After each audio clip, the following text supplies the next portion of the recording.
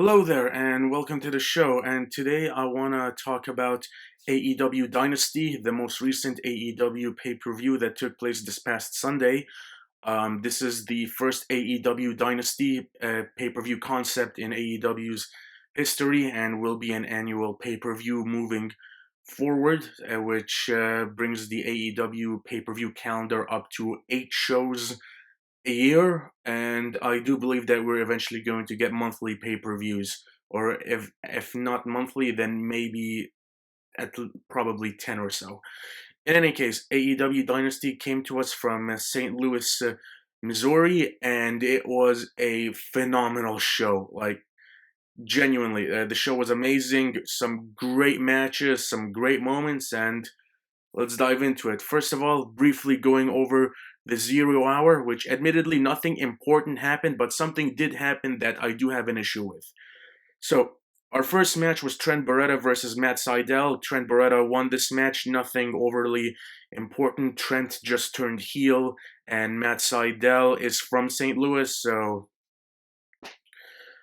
um, in any case, after this match, they did announce that for Dynamite, Chuck Taylor, he'll make a decision on whether he'll be aligned with Trent or with Orange Cassidy. And I'm gonna be perfectly honest, I have absolutely zero interest in a heel Trent Beretta singles run or a heel best friends tag team run. I don't know what they're planning on doing with this, but I'm not on board. Uh, After this, we had Orange Cassidy and Katsuyori Shibata versus Shane Taylor promotions. Orange and Shibata won this match as they should. Again, they're building up to something with Orange and Trent, so they want to keep both guys looking strong, but again, zero interest. And I genuinely cannot believe that Orange Cassidy, like literally about a month and a half ago, he was the international champion, booked as one of the top guys in the company, and now he's in the middle of nothing. I don't know what they're planning on doing with this, but I hope they do correct ship. Moving on, we had a championship match, a championship unification match for the AEW Trios and the Ring of Honor Six-Man Tag Team Championships.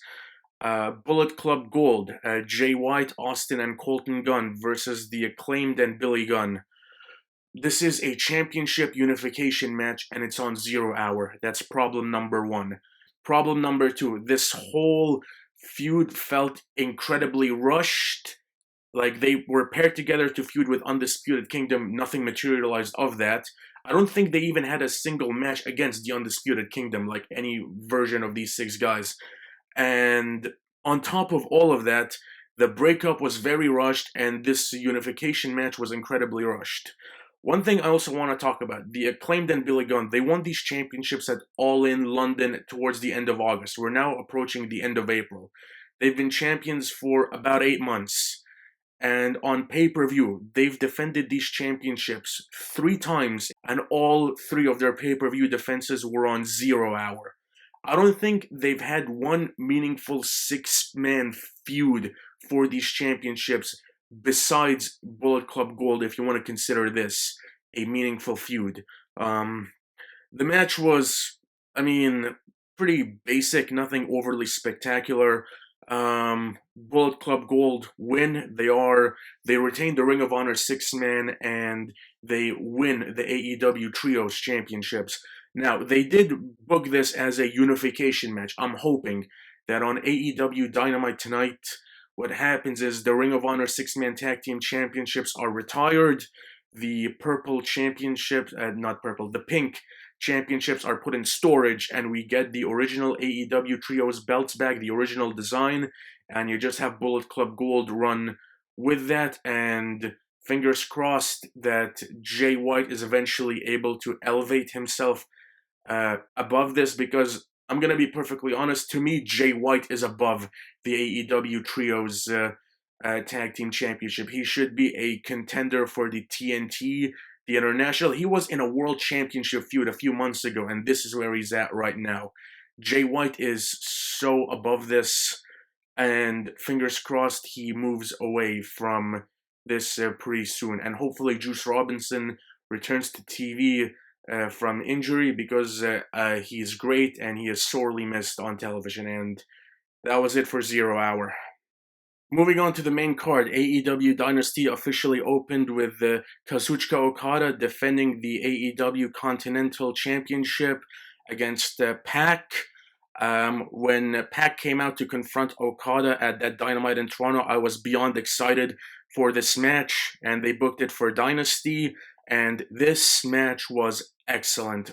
Phenomenal match. If I'm not mistaken, I do believe that this is Kazuchika Okada's first defense of the Continental Championship, and if this is any indication of what his reign has to hold moving forward, then I am super excited for what's to come.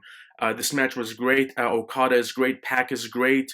There is two spots I want to mention in particular. One, Pac. His sell of the DDT might be the best in the business.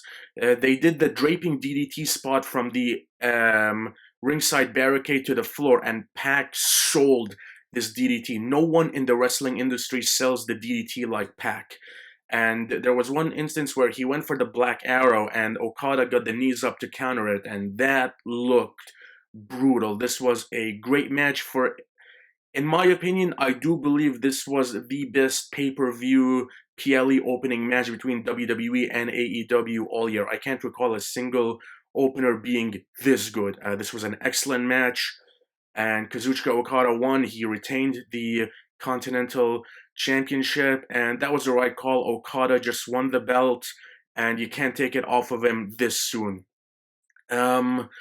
By the end of this match, the crowd cheered on Pac, and that was a great moment. Pac, it's great to have him back on TV. He was out for I believe, around 7, 8 months due to injury, and it's great to have him back on TV, and I hope to see him in something meaningful moving forward. And this was a solid opener. We move on from this great wrestling match to a great chaotic match, a six-man tag team match. The House of Black versus the New Japan Strong Openweight Champion Eddie Kingston, Ring of Honor World Champion Mark Briscoe, and TNT Champion Adam Copeland. I really enjoyed this match. This was a really fun six-man tag. Some great moments. The stare down between Adam Copeland and Malachi Black. That was a great moment. There was some great spots throughout this match. Three in particular that I want to talk about. There was this one instance where I thought they were gonna go for a Tower of Doom spot, and I was like, okay, awesome, but a little generic. But what they did instead was they had Malachi and Buddy do power bombs on Mark and Eddie, and then Adam Copeland ran and delivered a superplex to Brody King. That was a great spot. And then there was this other spot where they were gonna go for this for their triple finisher, the House of Black, where they were gonna do the double kick followed by Brody's cannonball, but it was countered into a triple spear. That was a solid moment, a really awesome moment in that match. House of Black won this match as they should. House of Black has been ice cold coming out of All In. They've been in nothing incredibly meaningful. Brody King was in the Continental Classic, but Malachi Black and Buddy Matthews have had nothing of value. And this match, fingers crossed, puts them on the right path. Right call with them winning. Malachi Black, he hit the mist on Adam Copeland, and he was going for the spear, and he did the spinning kick and pinned him 1, 2, 3. Right call. And in my opinion, out of this, I do believe that at Double or Nothing, we're gonna get these in individual matches for all the championships. I do believe it's going to be Brody King challenging Eddie Kingston for the New Japan Strong title, Buddy Matthews challenging Mark Briscoe for the Ring of Honor World title, and Malachi Black challenging Adam Copeland for the TNT Championship. Because Double or Nothing, they beat him in 6 men and now 3 individual championship matches. That's where I see this going. If it is, I'm looking forward to it, and I'm hoping that finally the House of Black gets the push that they deserve. Following this, we had Julia Hart defending the TBS Championship against Willow Nightingale. This match was fine for what it was, nothing overly special. The best part about this match was Julia Hart's entrance. For my money, I believe Julia Hart has one of the best entrances in all of AEW. The music, her coming out with the hat, the black and red, and the crowd with the spiraling lights, that's all fantastic stuff. Willow is great. She had a really fantastic match against Athena for the Ring of Honor Women's World Title last year. I do believe at Death Before Dishonor, that was a great match. And this, well, being that they announced that Mercedes Moné was challenging the winner of this match at Double or Nothing, it had to be Willow, and that's how this match played out. Willow Nightingale beat Julia Hart in about 6 minutes to become the new TBS champion. Nothing overly special in ring-wise. Towards the end of this match, Stokely Hathaway and Chris Statlander came out to celebrate, and then they were interrupted by Mercedes doing the whole stealing your moment type deal. I'm gonna be honest, when Mercedes came out and she looked at Willow Nightingale as TBS champion, this has transitional champion written all over it. I genuinely cannot see how Willow holds this belt past the Double or Nothing. I do believe that Stokely and Chris are going to be turning heel on Willow, and that's going to lead to her losing the title to Mercedes at Double or Nothing, which is a little unfair because Willow is great, but, that's the way the dominoes fall. And like I mentioned on my AEW Dynamite review from a few days ago, I do believe it's a mistake not having Mercedes wrestle until Double or Nothing. She should have at least 1 or 2 matches leading to the show, but again, I'm not the one booking these shows. In any case, Willow winning was a great moment. Glad that she's champion, and, we'll see how her title reign unfolds leading into Double or Nothing. Moving on, we had the International Championship match. Roderick Strong, who's been doing some phenomenal work in the last couple of months. Character-wise, this is easily, in my opinion, the best work I've ever seen from Roderick Strong versus Kyle O'Reilly. I'm gonna be honest. When this match was announced, I thought for sure this was like for Dynamite or maybe 0 Hour in a non-title capacity. This felt very out of place. Kyle O'Reilly literally returned to TV maybe a month ago, and the whole story with Undisputed Kingdom, I thought that could have been built over a couple of months, but it felt incredibly rushed with Strong attacking O'Reilly. I wasn't really invested in this match. I'm going to be honest. This was the match I was least interested in on Dynasty, but they proved me wrong. This was excellent. Great match. The intensity, the back and forth was great. There were some amazing spots in this match. Really, really good wrestling match. Roderick Strong retained the International Championship, as he should. He won the belt about a month and a half ago. No reason to take it off of him this soon. Kyle O'Reilly just came back to TV. The most important part of this match actually happened afterwards. Not to take anything away from that, because this match was great. The rest of Undisputed Kingdom came out, and Adam Cole got up from the wheelchair and he walked to the ring. He entered, he gave Wardlow a side-eye, which that's a whole other thing. I do believe that Wardlow is going to get kicked out of Undisputed Kingdom sooner rather than later, which, is a terrible thing because Wardlow has been booked into oblivion, and this is not going to be a good look. But Adam Cole, he walked, he entered the ring. I'm hoping this means he is medically cleared. He got injured in September, and now we're in April, so I'm hoping that his foot is fully healed.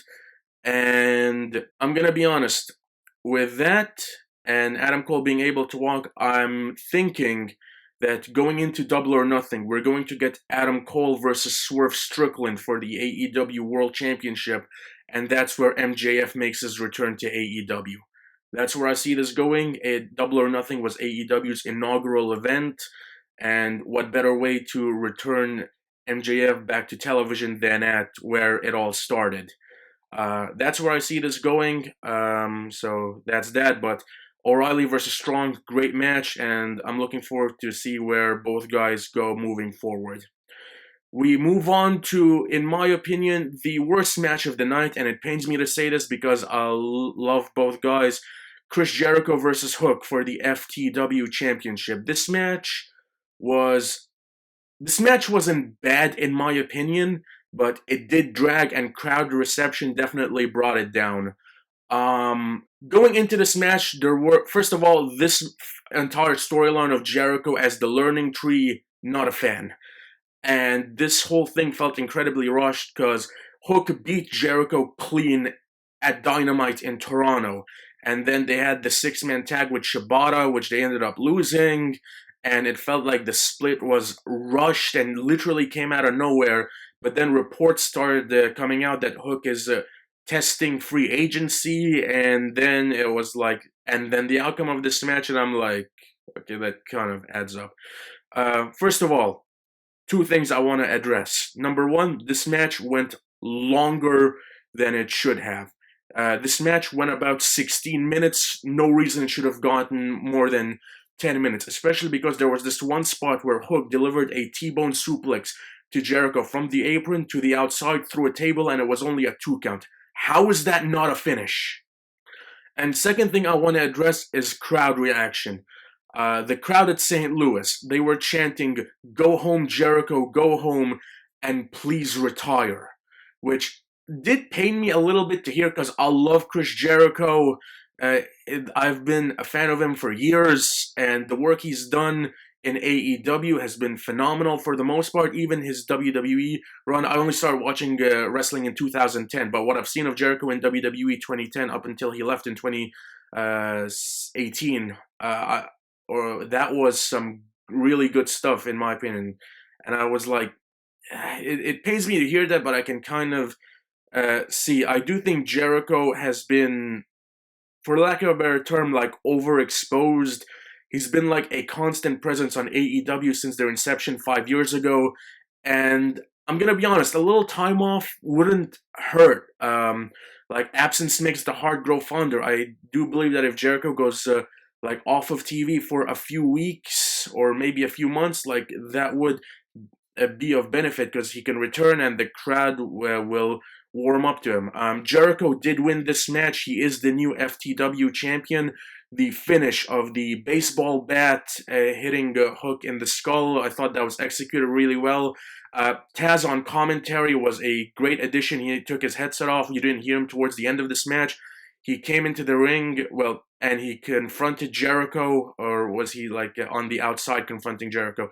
In any case, he confronted Jericho. There, what we heard of the conversation was you could feel the intensity. The look on Jericho's face told a great story, and I'm hoping, like, what I see happening is this. On Dynamite tonight, we get the beginning stages of a Chris Jericho heel turn, because you gotta embrace the negative reaction, or it'll be one of those, I did something I'm not proud of, so I'm gonna be stepping away for a little bit, something along those lines. But I didn't hate this match, but when you look at the rest of the show, this was by far and away the weakest match of the night.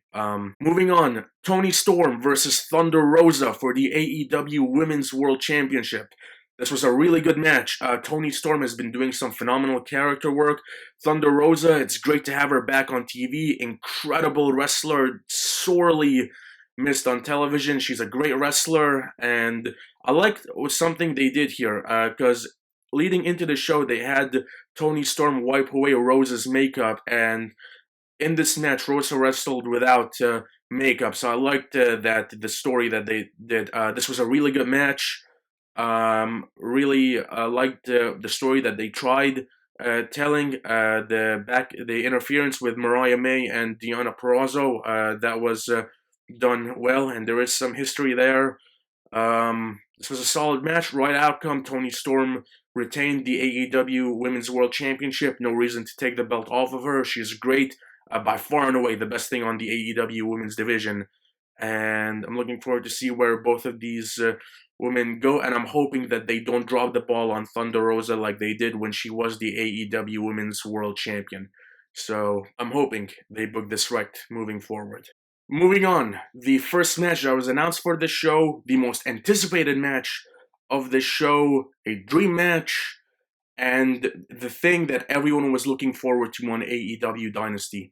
Will Ospreay versus Bryan Danielson. This match was phenomenal, generational, great, excellent, awesome, a masterpiece. Whatever positive words that have been used to describe wrestling matches in the past, this was all of them. To me, this match and Will Ospreay versus Konosuke Takeshita are the top two wrestling matches of the year.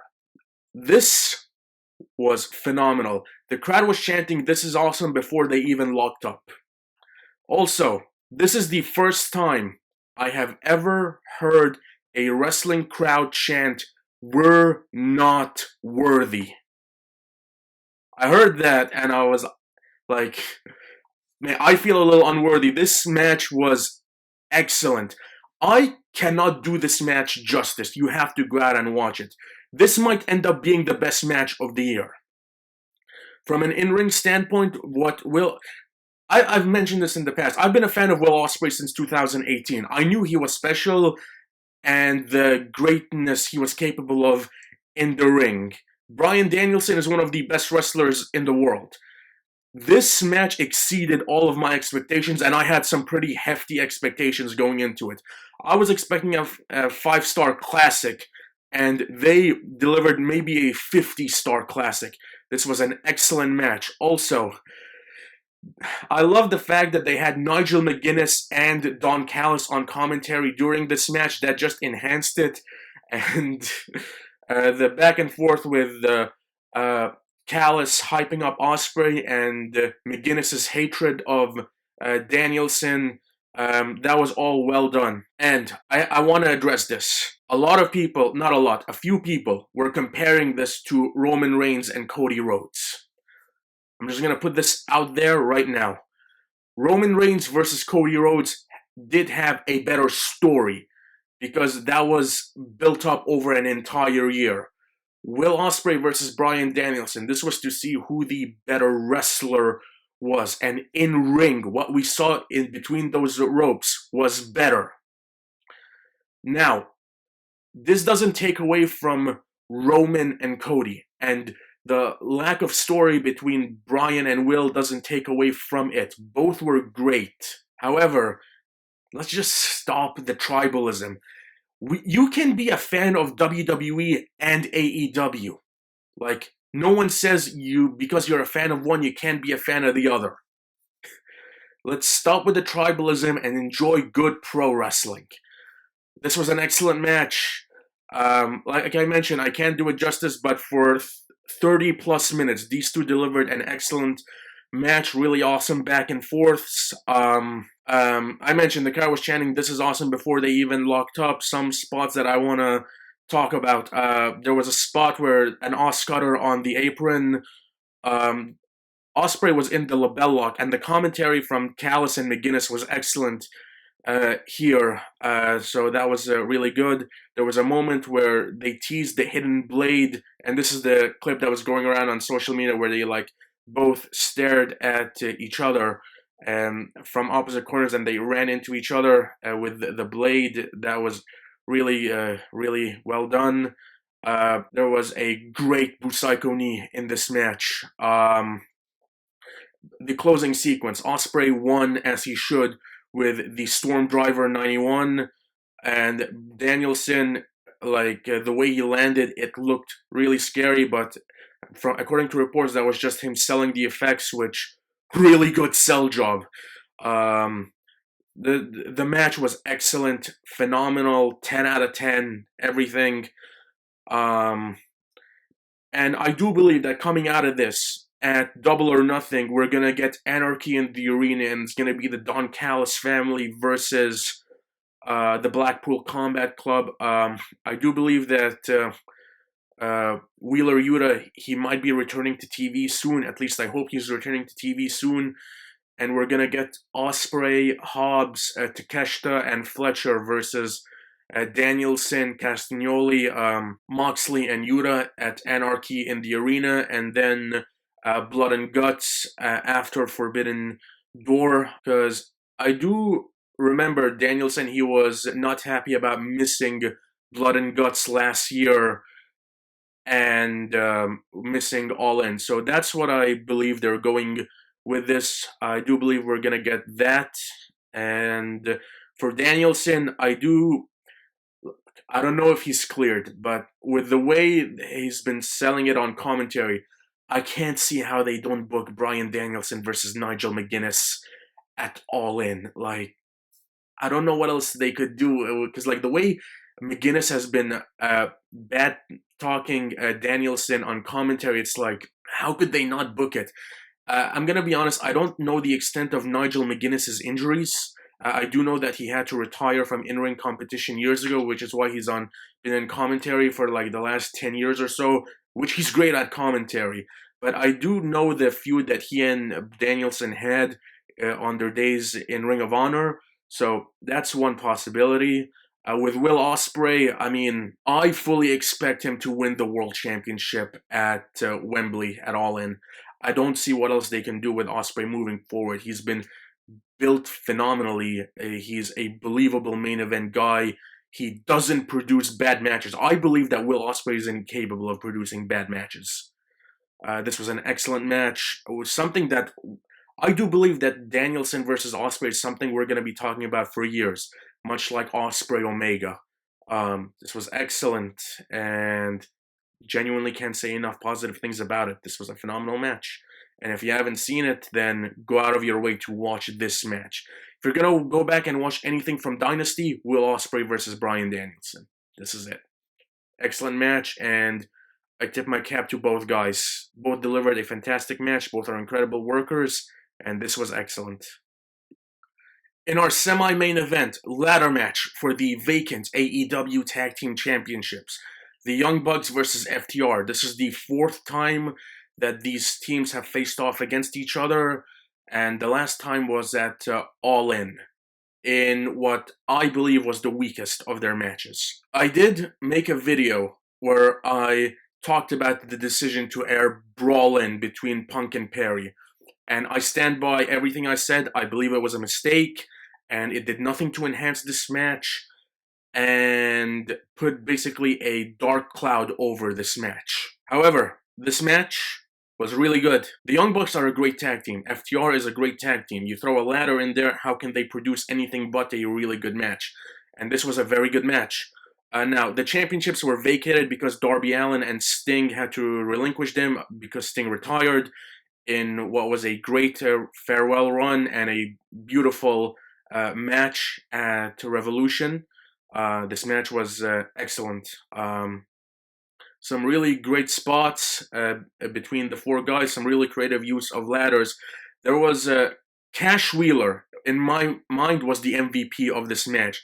He took some major risks, as some high-flying spots. There was one moment where he did a suicide dive through a table on the outside, and the crowd was chanting, "Please be careful." Like, I mean, yeah, this match was really high intensity. Some really creative spots. Flash forward to the end. Someone rushed the ring wearing a Sting mask, and I knew this was Jack Perry, and he was unmasked. It was Jack Perry, and the crowd reaction was, I'm gonna be honest, it was more positive than I was anticipating. And the Young Bucks win the Tag Team Championships. Right call, in my opinion. You really want to establish this new elite.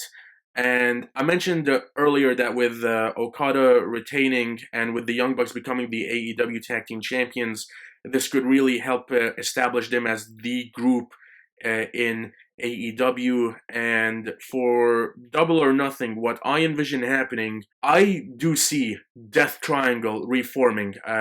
Pentagon, Phoenix, and Pac versus Okada and the Bucks in some type of winner-takes-all situation for the Continental and the Tag Team Championships. That's where I see this going. But this was a really good ladder match. In my opinion, this was... if I were to rank Bucks FTR, the four matches they've had, I'd place this at number 3. My number 1 would be the match they had on the Dynamite after Mania. Second would be their first encounter at Full Gear. This would be third. And fourth would be the All In. This was a really good match. All four guys delivered. Cash Wheeler was the MVP. Some great moments, and this was an excellent match. Moving on to our main event for the AEW World Championship. Samoa Joe defending against Swerve Strickland. I want to give massive praise to both guys first. Samoa Joe, he was not supposed to be the guy to beat MJF. That was always supposed to be Adam Cole. However, Samoa Joe has taken the AEW World Championship and he's run with it. He's had great matches against Hook and that triple threat Revolution against Swerve and Hangman. He's cut incredible promos. That contract signing segment was phenomenal against Swerve. Samoa Joe has definitely met the same level that we've come to expect from the AEW World Championship. He's done great. Samoa Joe is legit. He looks like a champion. He has the aura of a champion, and he's definitely felt like a main eventer as the AEW World Champion. Swerve Strickland, when he joined AEW, started off a little rocky. Then the partnership with Keith Lee, Swerve in Our Glory, was really good, and then him turning heel elevated his career to the next level. Ever since being paired with Prince Nana, he has felt unreal. And I'm gonna be honest, Swerve, I wasn't a fan of his theme song. You add Prince Nana and he does the dance, boom, it's like the most over song in all of AEW. Prince Nana's addition to Swerve's gimmick has been great. They've definitely elevated each other. This match was very good. I have to say, not as good as the triple threat at Revolution with Hangman, but still very good. And the right call. Swerve Strickland defeats Samoa Joe. He is the new AEW World Champion. It was a great moment, well deserved. Swerve Strickland organically got over throughout the last year, ever since splitting from Keith Lee. The feud with Darby Allin and then the feud with Hangman Adam Page. That Texas Death Match from Full Gear last year was magnificent. It was great. And when Swerve won that match, that to me cemented him as this guy is the next main eventer. This guy will be AEW World Champion sometime in 2024. As a matter of fact, he was my pick to win the Continental Classic. Swerve winning the AEW World Championship was a great moment. Him and Samoa Joe delivered a solid match, and I believe that he's going to have a killer reign. Like, Swerve is great on the mic, he's over with the crowd, he produces excellent matches. Samoa Joe was great, but when he won the belt from MJF, he had that aura of transitional around him. I'm going to be honest, I was sort of expecting him to drop the belt at Revolution, but with Sting's retirement on the show, didn't matter who won the belt. Their win was going to be overshadowed by Sting's retirement, so I'm glad that Samoa Joe retained that Revolution and that Swerve won tonight. Also, one thing with AEW, the way they named their pay-per-views, World's End, that was the end of MJF's world. Dynasty, this creates a new dynasty for Swerve Strickland. And definitely the right call by having Swerve win the belt. This was a pretty good match. Samoa Joe, I'm going to be honest, I don't know where he goes moving forward, but he's been great, and I'm hoping he doesn't slip into mid-card purgatory, because Samoa Joe is too good for that. Swerve Strickland, in my opinion, he's going to take the ball and run with it. I think he's going to have a solid reign. I'm looking forward to see what he does. Like I mentioned earlier, I am fully expecting Swerve versus Adam Cole at Double or Nothing, leading to MJF's return. And this was an excellent moment to cap off what has been a phenomenal show. AEW Dynasty was a great night, start to finish. Great matches, great moments. If this is any indication of what the Dynasty concept is going to be moving forward, I'm looking forward to next year's Dynasty event. Crowd was great all night. Danielson versus Ospreay, in my opinion, match of the night, maybe match of the year. Phenomenal match. Swerve winning the title, great moment. And this was an excellent night. And hats off to AEW. Great show. And that's all for this review. Thank you so much for watching. Catch you on the next one.